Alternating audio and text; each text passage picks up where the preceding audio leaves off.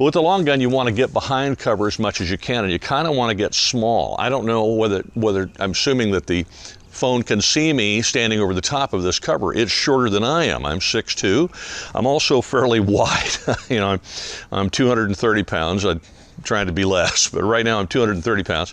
And so I have to kind of scrunch down to get behind this cover. I want to get my weapon in hand, and I want to make sure I'm keeping my elbows in, because if my elbow is out, that's exposing my elbow before I even get the gun around the corner. So elbows in, gun where it needs to be, finger off the trigger until I've decided to shoot. Get my good foot position, lean out. If I see the target, bang, bang, bang, rack the slide, whatever I got to do. If I want to work the other side, I have to change hands. It's important I don't lose the gun. So hang on to the gun, grasp it up here with your trigger, with your shooting hand, pull it into your shoulder with your shooting hand on the left. In other words, you're just basically changing hands. Now you're going to use your opposite hand as your support hand. You need to change feet, because your feet and foot position and your stance is extremely important. Again, finger off the trigger until you are ready to shoot. You're going to lean out here a little bit. I see the bad guy, bang, bang, bang. I'm back in again. I'm back behind cover. Let me show you with a AR-15.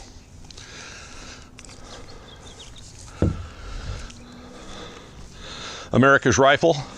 Everybody's got one. If you don't, you should.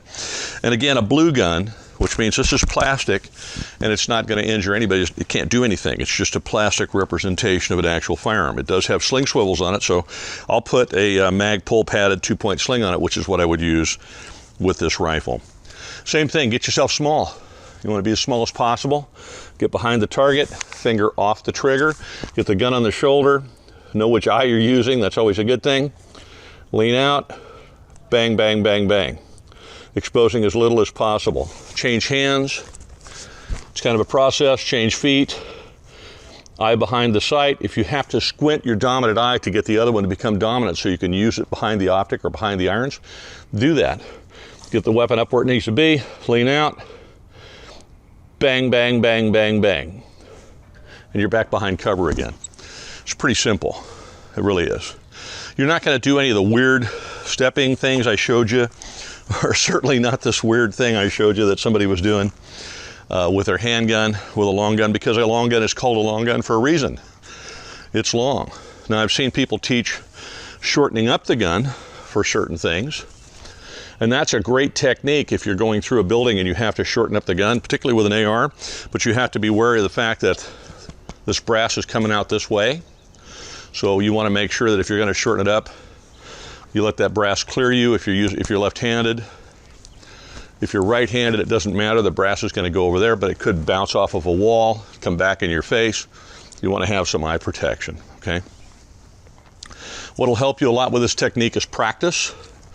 It'll also help you to have a laser. If you have a laser on it for close quarters, then if you need to point out and shorten it up because you have no room, you can lean out and shoot, bang, bang, bang. But keep in mind that every time you do this kind of thing, you're going to expose more of your body to being shot. It's better to get just as little as possible around that cover as you possibly can.